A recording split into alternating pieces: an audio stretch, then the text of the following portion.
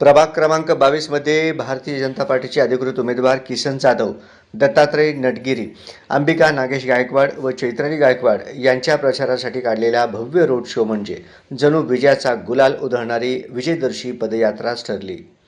रामवाडी शासकीय गोदामापासून सोनीनगर, रेवणसिद्धेश्वर नगर, विजापूर नाकामार्गे रामवाडी मुख्य रस्त्यांपर्यंत निघालेल्या या पदयात्रेत हजारो महिलांनी हातात भाजपचे झेंडे घेऊन उत्स्फूर्त सहभाग नोंदवला आणि अवघा परिसर भगवामय झाला.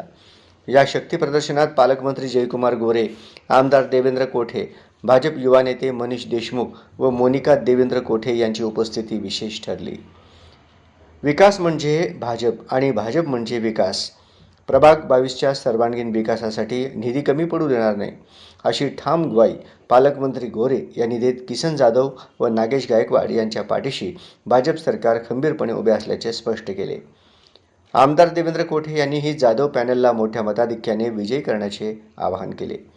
किसन जाधव म्हणाले की मुख्यमंत्री देवेंद्र फडणवीस यांनी प्रभाग 22साठी भरघोस निधी मंजूर केला असून पालकमंत्री गोरे, आमदार विजयकुमार देशमुख, आमदार सुभाष देशमुख आणि आमदार देवेंद्र कोठे यांच्या नेतृत्वाखाली प्रभागाचा विकास आता थांबणार नाही. मोनिका कोठे यांनी या पदयात्रेला प्रत्यक्ष विजय यात्रा संबोधले. लक्ष्मण मामा जाधव व माजी नगरसेवक नागेश गायकवाड यांच्या मार्गदर्शनाखाली आयोजित या रोड शोला मिळालेला अभूतपूर्व प्रतिसाद, विशेषतः महिलांची विक्रमी उपस्थिती शहरातील इतर कोणत्याही प्रभागात न पाहिलेला असल्याची चर्चा आहे.